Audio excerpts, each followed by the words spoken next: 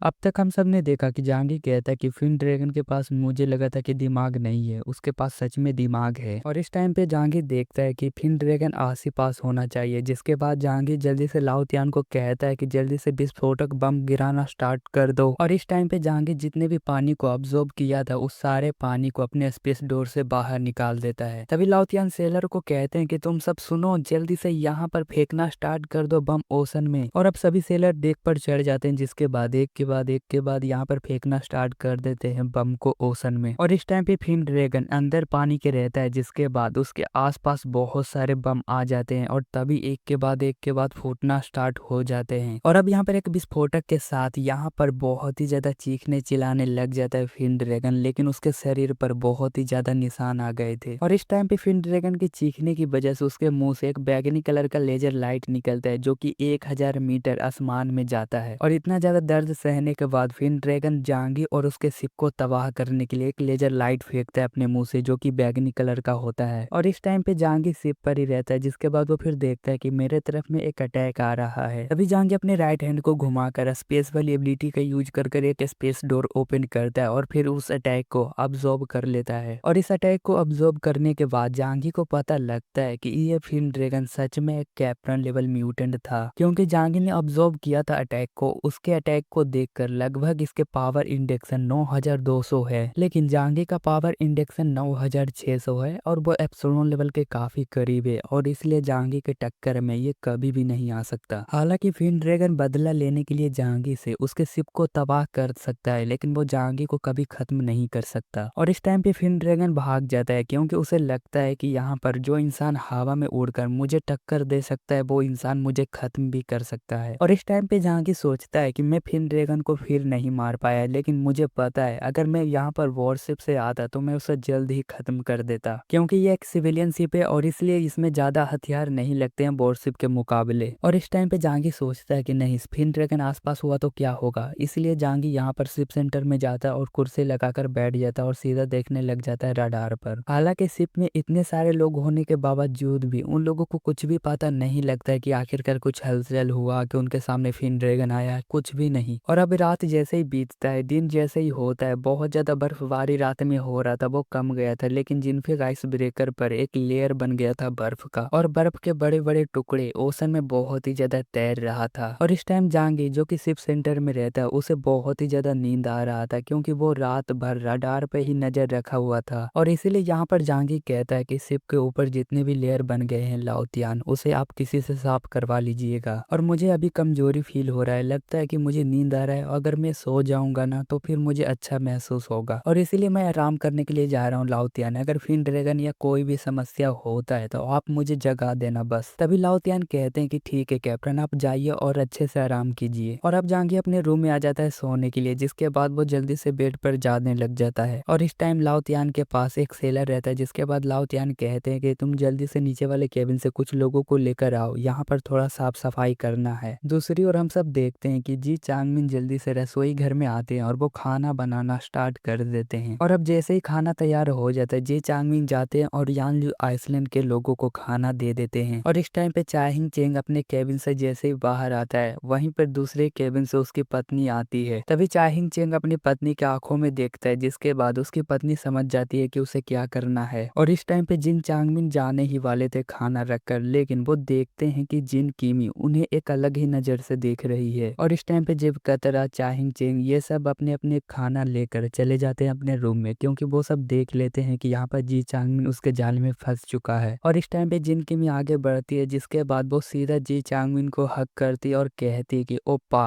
वो आई नहीं। हालांकि वो आई नहीं का मतलब चाइनीज में यही होता है 143। और इस टाइम पे जिन किमी पूरे तरीके से अट्रैक्ट कर लेता है जी चांगमिन को, जिसके बाद जी चांगमिन पूरे तरीके से अंधे हो चुके थे। और अब यहाँ पर जिन किमी जी चांगमिन को सेटिस्फाइड कराने के लिए अलग लेकर जाती है। और इस टाइम पे जी चांगमिन इतना ज्यादा अंधा हो चुका था, उसके केबिन के बाहर रुडोल्फ रहता है, जो कि जब कतरा रहता है वो भी उसे नहीं देख पाता है, और रुडोल्फ उसका फोन चुरा लेता है। और अब रुडोल्फ जल्दी से फोन लेकर सीधा अपने केबिन में आ जाता है, जहाँ पर वो चाहिंग चेंग को फोन दे देता है। और इस टाइम पे चाहिंग चेंग जल्दी से दरवाजा बंद करता है और फोन लेकर सीधा आइसमैन को दे देता है और कहता है कि जल्दी से टेक्स्ट करिए यहाँ पर कोलंबिया देश को। तभी आइसमैन देखता है कि इसमें तो फोन में पासपोर्ट खोज रहा है, अब मैं क्या करूँ। और इस टाइम पे चाहिंग चेंग जल्दी से पासपोर्ट खोल देता है, क्योंकि वो अधिकारी भी था और ऊपर से वो एक सॉफ्टवेयर इंजीनियर भी था। यहाँ पे नेटवर्क इशू होने के बाद भी यहाँ पर आइजेनमैन बहुत टाइम तक कोशिश करता है, लेकिन 40 मिनट के बाद एक मैसेज भेज ही देता है। और अब रुडोल्फ जेब कतरा यहाँ पर फोन को जैसे तैसे तो जी चांगमिंग तक पहुंचा देता है। और इस टाइम पर अभी भी जांगी अपने कमरे में सो ही रहा था, क्योंकि वो रात भर जगा था और इसलिए वो अभी सो ही रहा था। दूसरी ओर हम सब देखते हैं कि आइजेनमैन ने एक मैसेज भेजा था जो कोलंबिया देश के इन्वेस्टिगेशन डिपार्टमेंट तक पहुंच जाता है। और कोलंबिया इन्वेस्टिगेशन डिपार्टमेंट को यह सब झूठ लग रहा था, क्योंकि इसमें एक म्यूटेंट का भी इसमें जिक्र किया गया था और एक येलो कलर का पत्थर है जो कि जिससे बहुत पावर मिल सकता है। और इस इन्वेस्टिगेशन डिपार्टमेंट को इसके बारे में कोई भी नॉलेज नहीं था, और इसलिए ये अपने से बड़े इन्वेस्टिगेशन डिपार्टमेंट को ये भेज देते हैं मैसेज। और यह इन्फॉर्मेशन जैसे ही हेड डिपार्टमेंट में पहुंचता है, वहां पर रहता है बामट हेलिसन, जिसका ध्यान तुरंत ही इस मैसेज पर जाता है। तभी बामट हेलिसन जल्दी से जानकारी को पढ़ने लग जाता है कि इसमें मैजिकल स्टोन के बारे में, और तो और हुआक्सू देश ने बहुत सारे सोल्जर इस मैजिकल स्टोन को लेने के लिए भेजा है। और इस मैसेज में ये भी लिखा हुआ था कि ये 3 महीने पहले हुआक्सू देश से एक सिविलियन शिप से आए थे हम लोगों को ले जाने के लिए, तो हम सब जल्दी आने ही वाले हैं कोलंबिया देश। इस टाइम पे बामट हेलिसन यहाँ पर कोई भी काम जल्दबाजी में नहीं करना चाहता था, और इसलिए यहाँ का कमांडर सबसे बड़ा है डगलस, और उसके पास ये खबर को दे देता है। और जैसे इन्फॉर्मेशन मिलता है डगलस को, डगलस जल्दी से बामट हेलिसन को अपने ऑफिस में बुलाता है। और इस टाइम पे डगलस कहता है कि तुम सीधा मुद्दे पर आओ, तुम मुझे बताओ कि इस इन्फॉर्मेशन में ऐसा तुम्हें क्या दिखा कि तुमने मुझे बताया। तभी बामट हेलिसन कहता है कि यह इन्फॉर्मेशन किसी इंसान ने दिया था जो कि ओशन में अभी भी ट्रेवल कर रहा है आइस ब्रेकर के साथ। जहां तक येलो स्टोन का बात है, मुझे लगता है कि वो बहुत ही ज्यादा महंगी कीमत में बिकेगा। यह सब सुनने के बाद डगलस कहता है कि ठीक है, मैं समझ गया, अब तुम जा सकते हो बाहर। और अब यहाँ पर डगलस अपने कुछ लोगों को कहता है कि तुम जाओ और वहां पर जाकर देखो सिविलियन शिप में कुछ ऐसा है या नहीं है। अगली सुबह हम सब देखते हैं कि जहांगीर खाना खा रहा था, जिसके बाद वो फिर देखता है कि झुंझू के बच्चे को पकड़ी हुई है और वो उदास दिख रही थी और डॉक्टर झाऊ को ढूंढते हुए आ रही थी। और झुंझू के डॉक्टर झाऊ से बात कर ही रही थी, लेकिन तभी वहां पर जहांगीर आ जाता है, जिसे देखकर झुंझू के बहुत ही ज्यादा डर जाती है। और फिर झुंझू के कहते हैं कि डॉक्टर झाऊ, मुझे बाद में इसका जवाब दे देना, मैं यहाँ से चलती हूँ। और अब झुंझू के जल्दी से अपने रूम में आती है, जिसके बाद वो दरवाजा जल्दी से बंद कर लेती है। और जब जहांगीर झुंझू को यह सब करते हुए देखते हैं, तो वो अपने मनी मन में कहता है कि यह लड़की पागल हो गई या फिर किसी मुसीबत में होगी। और अब जहांगीर डॉक्टर झाऊ के पास जाता है और मुस्कुराते हुए कहता है कि क्या हुआ, आखिरकार उसने क्या कहा। तभी डॉक्टर झाऊ सीधा जहांगीर को हक करते और कहते कि कुछ भी नहीं हुआ, मैं एक डॉक्टर हूँ, तो वो और क्या कहेगी। वैसे झुंझू की यही मुझसे पूछ रही थी कि वो बच्चे के बारे में, क्योंकि वो बच्चे से पहले नफरत करती थी, लेकिन वो अब माँ बनना चाहती है और माँ की तरह देखभाल करना चाहती है बच्चे को। और यह सब सुनने के बाद जहांगीर बहुत ही ज्यादा मुस्कुराते हुए कहता है कि उसे जो करना है करने दो। तभी जहांगीर कहता है कि झाऊ, तुम्हें याद है कि तुम शर्त हार चुकी हो। और यह सब अपने शर्त को पूरा करने के लिए कहीं और चले जाते हैं। और अब दोपहर का टाइम हो चुका था। लाओतियान सिगरेट पीते हुए अपने लोगों से बात कर रहे थे कि हम लोगों को घर जाने में अब कम टाइम लगने वाला है। और इसी टाइम पे जिनफेग आइस ब्रेकर के रेडियो में एक आवाज आता है कि हम सब कोलंबिया नेवी फोर्स हैं और हम सब तुम्हारे शिप पर इंस्पेक्शन करने के लिए आने वाले हैं, और इसलिए तुम अपना शिप वहीं पे रोको, हम सब आगे ही हैं। और तो और तुम लड़ाई करना या भागना बंद कर दो, तुम सब वहीं पे रुको। और पहली बार में तो लाओतियान को लगा ये मजाक है, लेकिन दूसरी बार इसी बात को रिपीट किया जाता है, जिसके बाद लाओतियान बहुत ही ज्यादा यहाँ पर शौक थे। और जब जहांगीर को यह सब खबर मिलता है, तो वो अपने मनी मन में कहता है कि कोलंबिया नेवी फोर्स इस टाइम पर क्या करने के लिए आ रहा है। और इस टाइम पे जहांगीर को कमांडर जोशुआई का बात याद आता है कि कमांडर जोशुआई ने बताया था कि कोलंबिया नेवी फोर्स के पास सबसे पावरफुल शिप है। और इस टाइम पे जहांगीर अपने कपड़े चेंज करते हुए कहता है कि लाओतियान, आखिरकार उन्होंने बताया कि नेवी फोर्स यहाँ पर क्यों आ रहे हैं। अभी लाओतियान कहते हैं कि यहाँ पर नेवी फोर्स ने हमें यही बताया कि उन्हें छोटा सा इंस्पेक्शन करना है। तभी जहांगीर कहता है कि वो सब हमसे कितना दूर है। तभी लाओतियान बताते हैं कि समुद्र मील के हिसाब से 20 मील अभी भी दूर है, क्योंकि मैंने रडार में देखा था। तभी जहांगीर कहता है कि ठीक है, तो आप रोक दीजिए शिप को, उन्हें आने दीजिए, उसके बाद ही हम कोई भी कार्रवाई करेंगे। और यह सब जब डॉक्टर झाऊ सुनती है, तो वो बहुत ही ज्यादा हैरान थी, जिसके बाद वो अपने मनी मन में कहती है कि आखिरकार यहाँ पर नेवी फोर्स क्यों आ रहे हैं कोलंबिया वाले, आखिरकार ये करना क्या चाहते हैं। हालांकि जहांगीर यहाँ पर डॉक्टर झाऊ को कुछ भी नहीं बताया था कि वो इस मिशन पे क्यों आया है, उसे गोल्ड सोर्स मिल गया, ये सब कुछ नहीं बताया था।